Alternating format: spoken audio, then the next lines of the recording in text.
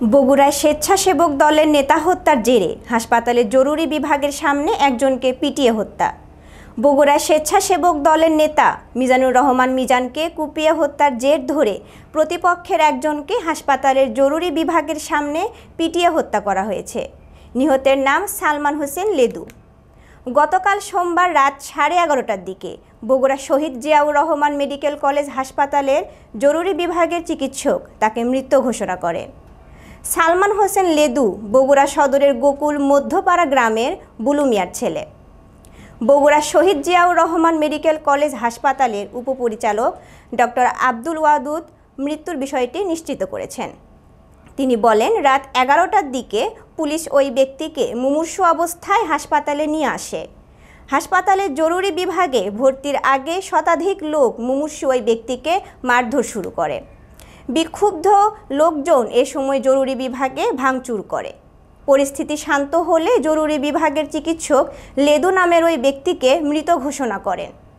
গোকুল এলাকার বাসিন্দারা জানান, মিজান তার কয়েকজন বন্ধুর সঙ্গে গোকুল বন্দরে গোডাউন এলাকায় গল্প করছিলেন। রাত 9:15টার দিকে 10 থেকে 12টি মোটরসাইকেল যোগে একদল দুর্বৃত্ত সেখানে আসে।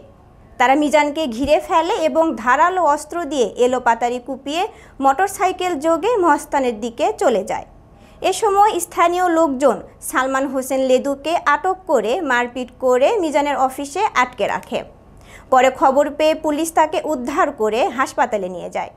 শহীদ জিয়াউর রহমান মেডিকেল কলেজ হাসপাতালে ঘটনার প্রত্যক্ষদর্শী একটি বেসরকারি টেলিভিশনের সাংবাদিক মেহেরুল সুজন বলেন, ওই ব্যক্তিকে জরুরি বিভাগে চিকিৎসা দেওয়ার আগেই মারপিট শুরু করা হয়। এ সময় ভিডিও ধারণ করতে গেলে তাকেও বেধড়ক মারপিট করে। তিনি বলেন, স্বেচ্ছাসেবক দলের নেতা মিজান হত্যার খবর পেয়ে তার কর্মী সমর্থকরা হাসপাতালে ভিড় জমান। ওই ব্যক্তিকে হাসপাতালে আনার পরপরই মারপিট শুরু করা হয়। হাসপাতালে উপস্থিত জেলা বিএনপির নেতাদেরও উপস্থিতি নিয়ন্ত্রণে আনতে বেশ বেগ পেতে হয়েছে।